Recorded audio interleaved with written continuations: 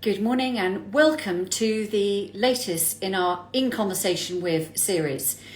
For those of you who have joined us before, you'll know this is where we shine the spotlight on different entrepreneurs. We hear about what inspired them to start up their business, and we also hear from them how they've managed to grow and develop since launching their business, and particularly what they've learnt in the last year during COVID, how they've adapted and so forth. And this morning, my guest is Georgie Krone. Georgie is the founder of Georgie Krone Social, and many of the members have discovered Georgie through our workshops, and we've run lots of different workshops with Georgie, all about helping you to be able to grow your business on social media. Good morning. Hi, Georgie. How are you? Very well, thank you. Lovely to be here. Let me just put my camera. You too. Loving that background. Oh, thank you. So I'm not very well lit here, but got my flowers out for the occasion.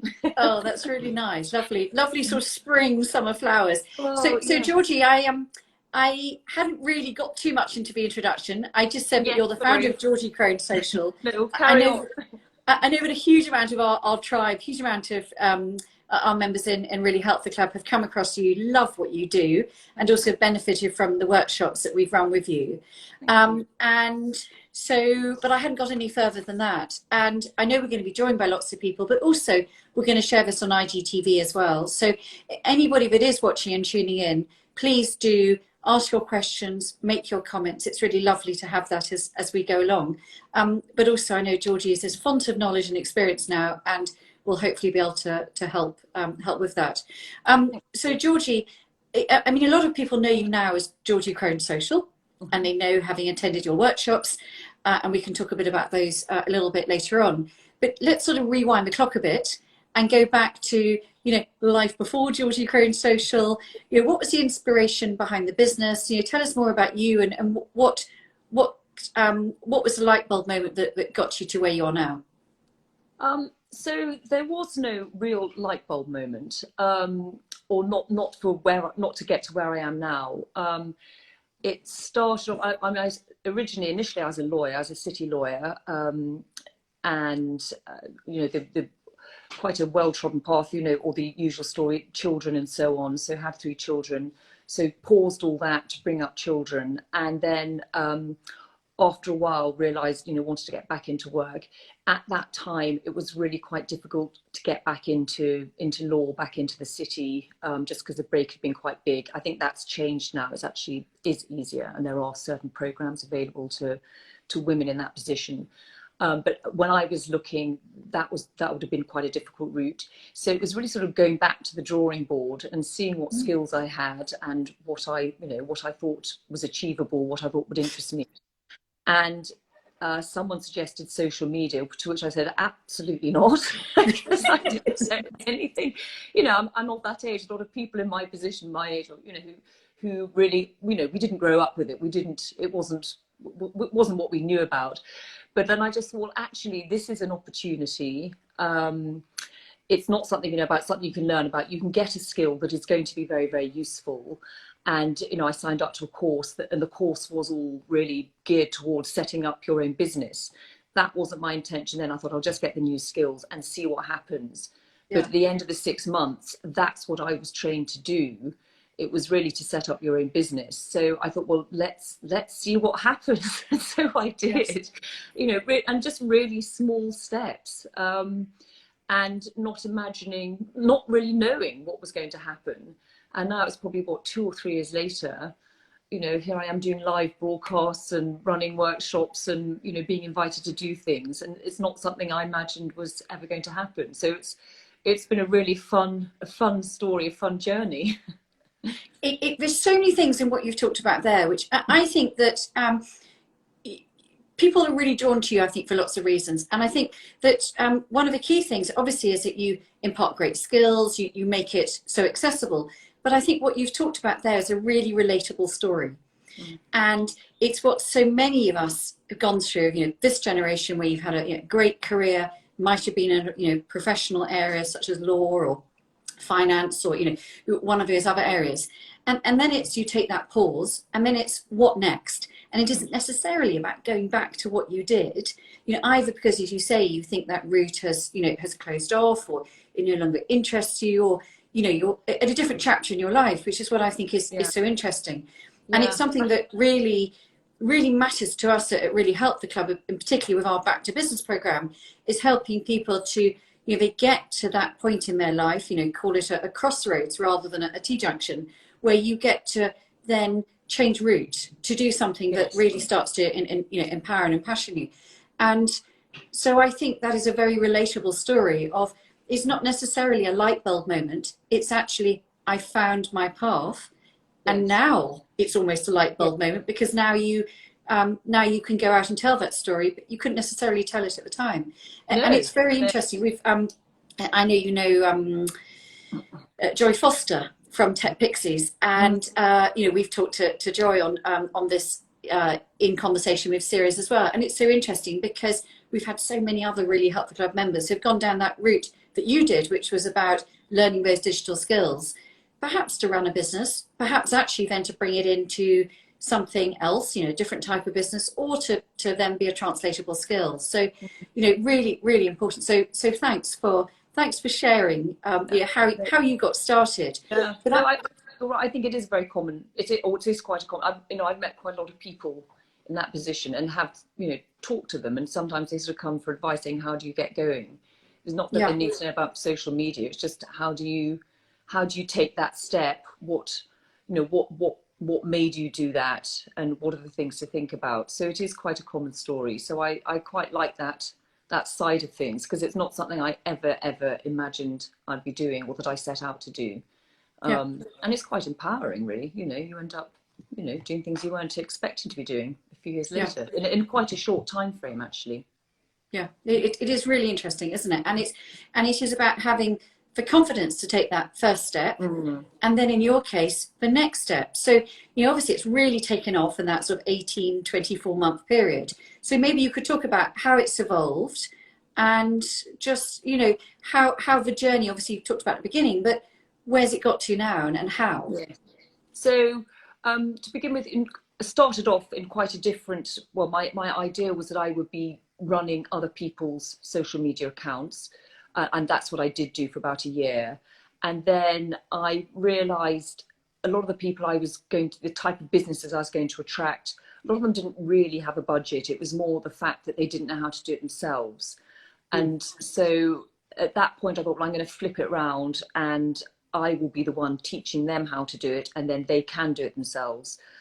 Because in a lot of cases, they would have been better than I was ever going to be, because they just know their business so well, and they're very, very involved and invested in it. And it's quite hard to replicate that kind of, it's hard to replicate their voice and that commitment they have.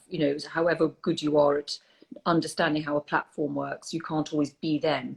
So that if I can just teach them how to do it, that's probably going to be a smart move. So that's what I did, and was doing that probably, I think, for about a year, and then lockdown came. And that sort of changed everything, really. For a lot of people, lockdown, you just had to suddenly, everything changed. And so obviously I had to go online. I couldn't do in-person workshops, in-person consultations. And that, for me, turned out to be a good thing. And I think for a lot of people actually, lockdown wasn't a disaster for everybody. So for me, it just opened up my audience. I mean, it's fairly obvious now, but people weren't doing it. Nobody was really offering much in the way of online webinars, but that's what we all had to do. So that's what I did. And that just opened up my audience. And it also opened up the kind of, the content of what I was offering, because people had quite an appetite for learning, and they suddenly had all this time on their hands, and thought, all right, I'm going to get my business up to scratch. I'm going to do all sorts of things. One of the things on their to-do list was social media. So it was just quite a good opportunity for me. So it really grew, I think, in the last year, in terms of what I offer, and just client base. So lockdown did turn out to be a good thing for me. So it's important who I am. Brilliant. And it is interesting, isn't it? Because that's exactly what everybody had to do. They had to pivot. And the digitization of business has really accelerated growth for a lot of people. It has obviously closed other avenues for other businesses and other sectors. But I think, what you've done is help facilitate that ability to take your business online and to reach an audience that you couldn't otherwise have done. So I think it's just really interesting, just the trajectory of growth, and also how you read a situation and adapted to suit the times and could see it. So obviously we've talked about the inspiration, how you got there, how it's grown and developed, and how you've adapted, in this last rather extraordinary year. But talk about the business side, because it's one thing to enjoy what you're doing, and as you talked about, the empowerment and the fun and the journey and the surprise almost of the uplift of what you've done. But what do you think is the hardest part of actually starting a business and running it? So, or starting it, I should think for some people in my position who've never done it before, it's probably a confidence thing. And when's the right time? How will I take that first step? How will people know about me? How will I market it? So I think for people who've never done it before, that's probably the first thing to get over. And then once you do it, I mean, there are lots of great things about it, and lots of things that keep you awake at night. So for me, I think because I'm doing it all on my own, that's I make all the decisions. I don't know if they're the right decisions.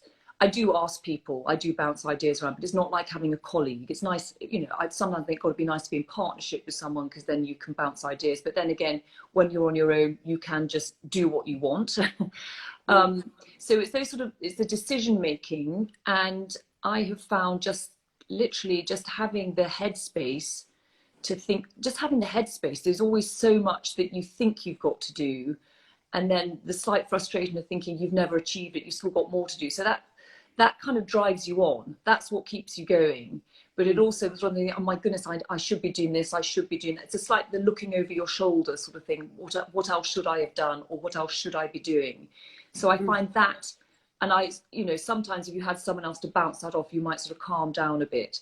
So those are the things that I think, I'm sure every business owner on their own, who's set up on their own, would find that it's having time, it's and just having that confidence, and just be able to sometimes step back and think, actually, it doesn't matter, it's all going well.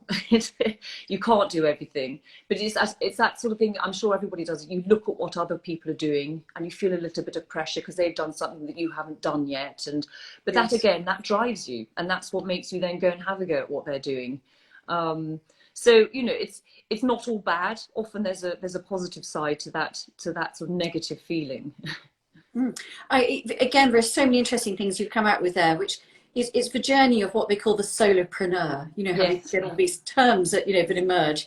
Solopreneur, I think, is actually quite a good one, way better than the mompreneur and some of the other ones out there. But it's true, because it's that feeling of solo, on your own. It's lonely, as you say. There's upside because you haven't got to go and seek permission from something, and especially coming out of your corporate background, where it would have been, I imagine, very structured and pressured, but in a different way. So the lack of structure that's an interesting point, because it is a lack of structure. And I remember there were some days right at the beginning, I'd sort of start the morning, I thought, will anybody really know or care if I'm working today or not? How will they am I making a difference to anybody? It's those sorts of thoughts that that you wouldn't have in a larger organization, because of course you've got your role. It's the carving out your role, I think, when you're setting up on your own. That's what. Well, particularly as a lawyer, with timesheets and all that sort of thing, everyone knew pretty much what you're doing, presumably all the time. Whereas you're quite right. It's that that in a day, those thoughts. I think this journey of thoughts of the it's like a wave machine, but the waves get bigger and bigger until the troughs get deeper and the highs get higher and stuff. Is that actually those you have to make your own structure, you have to make your own plan, and actually the business of prioritization is incredibly important in doing that. And and as you say, you are to a degree master of your destiny, doing everything, and and on top of everything as well. So it's I think what you're articulating is what so many people will be resonating listening into this, because I know we've got lots of people who run businesses that are listening in, and will also hopefully watch this a bit later on, is that feeling of just overwhelm, but together with joy and freedom as well, and Yes. balancing that is sometimes freedom wins, and other times overwhelm and what if wins. And Yes. I think that is really interesting. Yeah. So so we've talked about the challenges, and now talk about the joys. Talk about the sort of rewarding aspects. I know you just get so many lovely testimonials, and we get so much wonderful feedback from our workshops with you. So talk about the rewarding side. Just things like this. I love doing things like this. I like. So having said, I sometimes it'd be nice to work with someone. You do end up. I love collaborating, and I've all sorts of opportunities that come my way, and I really enjoy that. So that's definitely a plus side, is just being put in touch with people, connecting with people, and working with them.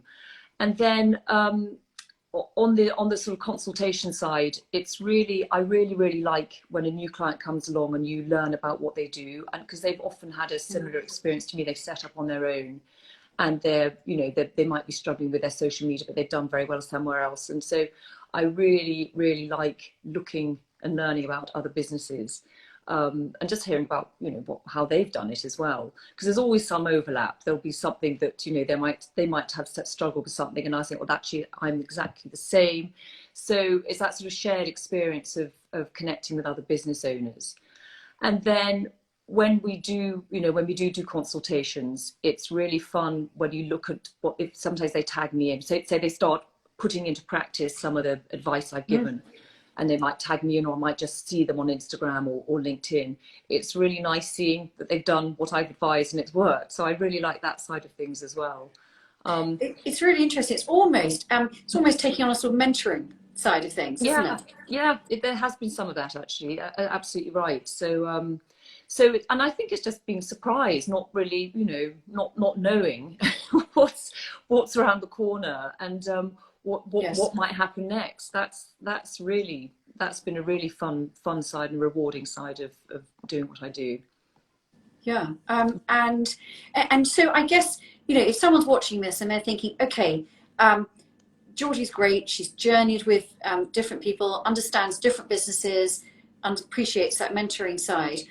For someone who was thinking about taking that leap, I always think of it slightly like taking that leap off a diving board into a swimming pool, which all of us feel that sense of trepidation about. And there's always enough reasons to not do it. So so actually, how do you take that first step? What would be your greatest piece of advice that you would give to someone to get them to take that leap off the diving board, and if they were starting off? Yeah, for me, I found just talking to people. I just talked and talked, and maybe that was a stalling tactic, but it was obviously a sign that I wasn't quite ready to do something. So it was just talking and informing myself, and you form opinions, and then you form opinions of what you wouldn't do. It was usually what I wouldn't do, but then when the thing that you think you can do.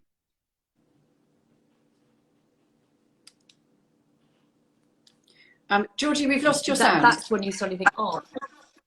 We lost your sound just now, so just rewind. Can you hear us now? And can hear you perfectly now. Maybe something came in on your phone. Just kick off again. I've probably thrown you. So just kick off again.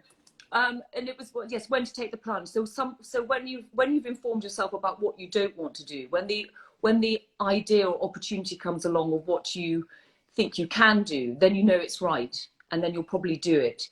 So and as we said at the beginning of the talk, it's often confidence, and it just sometimes takes a little while to get that confidence going, and you're never confident enough. Even when you're established, you've still got to take the next step, and whether you're confident enough or ready to do that. So I would say, for me, it was just really taking time to talk to people and inform myself, and that's what I did before actually going forward and taking that first step. Yeah, no, completely agree with you. And that old adage, confidence, courage comes before confidence. It is incredibly important, because you're quite right. We're never going to have the perfectly shaped business. We're never going to have the perfectly shaped idea, and we're never going to be brimming with confidence, because life life isn't like that. You know, it is this journey, but it's not a straight line, you know, upwards trajectory. So sometimes you've got to recognize you've got to that point and take that leap, see what happens. And, you know, and I can see by the... I think if you don't have that lack of confidence, you've got nothing to push you. If you're feeling overconfident, it just doesn't. It's like, you know, a performer, say, if they don't have butterflies before a performance, they're not going to do a good performance. So yeah, you always need the adrenaline rush. Energy. Yes, it is. It's that adrenaline rush of, but it's finding that balance, isn't it? Yes, you know, not so much adrenaline that actually it all falls apart, but enough adrenaline that you know, as you say, you perform, you care. That you know, caring. Yes, exactly. Yeah, you know, it's important for your audience. So look, we've got quite a lot of people who are watching this. So thank you for joining us. I'm talking to Georgie Krone, who's the founder of Georgie Krone Social. Now, I know lots of you have come across Georgie on social media, but also Georgie teaches people about social media through her workshops and also her one-to-one tutorials as well. If you've got any questions, this is your moment to ask Georgie. Put it into the comments box. We'd love to hear from you. And if Georgie has helped you, please put those comments in too, because we love to hear that as well. And I know we've had so much lovely feedback about you. And so, Georgie, obviously we've talked about the inspiration, how it's evolved, and then your challenges and joys of running a business and your advice. But let's turn to social media a bit, which we all know is a big old minefield. Most of us, and I put myself firmly in this sort of generation bracket here, find it pretty daunting. It's not necessarily intuitive. And we kind of know we have to be on it. And then everyone says, oh, find the right platform. You know, you can't be on every platform and so forth and stuff. But, you know, so if someone has taken that leap, started their business, gone through some of those hoops that, you know, you very kindly shared with us, is what would be your top tips for getting started on social media, just to help people navigate that minefield from a, you know, from a starter's point of view? Yeah, so for absolute beginners, I suppose what they may not know, may find difficult is just knowing which social media platform to be on. And for that, I think you just have to do a little bit of research, just look into, you know, maybe Google it or whatever, or you just ask someone like me. And then you choose your platform, and then you just look at what people are doing and saying. And that's really a really important way to learn on social media. And I think quite a lot of people, they are self-taught, they just watch and learn, and they have that sort of confidence or ability to be able to replicate. And it's something I always advise, even, you know, for people who are well established on social media, you just carry on watching and learning. And then when it comes to things like, you know, how do I do this, how do I do that, then, you know, then of course you can come and ask people like me. If you don't, you know, if literally it's not, for some people it's intuitive, for other people it isn't. But you know, that the how, I think, is the easy bit. It's the knowing what to say, how to appear. That's the more difficult bit, and I think you do learn from looking at others. Yeah, and day in, day out as well. It's that pressure of it is, you know, yes. And I think everybody feels that, you know, and how often should I be posting? And I think for a lot of people it's what should I talk about? And that can be tricky. It's understanding things about your audience, and you know, it's those sorts of things that can take a bit of thought and a bit of planning. But it's, that's quite a common question, is, you know, what should I post? And that's you know, it's a good question. Absolutely. And I think, I mean, an observation that I've made just recently is just how noisy it is out there. Yeah, and it's become more and more and more noisy in a really short space of time. It's getting heard, it's getting seen and heard. It's staying out there. What do you do to carry on being seen and heard? You're absolutely right. Yeah, without sort of resorting to, you know, too many sort of antics, as it were, to you know, just get noticed. Yes. And I think that is really difficult. Again, going back to what you were talking about being that, you know, single business owner, the solopreneur, it turns into a headache, which is why it's so important, coming back to what you were saying, in terms of either asking someone to help you with it or teaching you how to do it, because the business owner is going to have the most authentic voice, but you need to know how to do it, and you need to have those you know, all those skills up your sleeve, which is exactly where someone like you comes in. And on that note, got a lovely comment that's come in. Saw that. Yeah, really sweet. Yeah, lovely from from Cotswold Baking. I know that Cotswold Baking, you've been on one of our workshops, so thanks for that. But you also say, hello, I'm a client, and I found Georgie a brilliant help with the workshops and advice. So, that's kind of all you need to know. This is what Georgie does. And so, you've seen a really exciting and I'd say fun journey so far. The development's been really fun to watch. And, you've gone from inspiration to growth. Let's roll the clock forward, another 6, 12, even 24 months from now. What's your vision for the business? And as we, look forward to the coming year, all the indicators are that, the recovery looks like it's going to be pretty strong, certainly for the next, sort of foreseeable quarter. And so there's a period of recovery coming. There's a period of renewed growth in the economy. What do what is your vision? What was your planning going forward for the next 12 months or so? So, just in the immediate future, just like everybody, looking forward to not having to do exclusively online presentations and meet people online. So, and that's starting already. I've already got in-person events booked in. So that's what I'm really looking forward to that, actually. I do think the online presence will continue because it does work. So it'll be quite nice having that combination of both. And then in the more medium term, I am looking to expand. So the next stage will in fact be going back to where I started from and doing more posting for people, because I do get inquiries. I do get, people asking, can you help me? And up until now, I find it quite hard just time wise, but I think that's something I will be quite soon pushing into. Restarting that side of the business, managing other people's social media accounts, probably starting something of an agency, that respect. So that's probably the next step, actually, and that'll be quite a big step. So I suppose it's sort of really upscaling, because I do want to carry on doing, I really like doing the training and the consultations. But if there's a demand for people who want help with actually running and managing their social media, then I'd be a fool to turn it down. So it's working out, that side and how to fit it in and how to make it work. So that will happen, I hope, in the sort of short to medium term, and then after that, I don't know.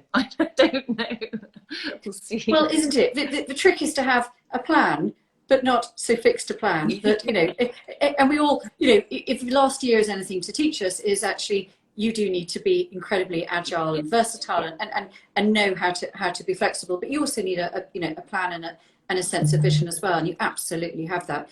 And I guess when you look and see the explosion of startups that we've seen in the last 6 to 12 months, I think you're in a really good place. So so actually more and more people are going to be able to benefit from what you're doing, both in terms of literal support plus guidance, how to do it. So Georgie, thank you so much for joining us. Thank you to everybody for joining us. Yes, thank you. As I mentioned earlier, I'm going to share this onto IGTV.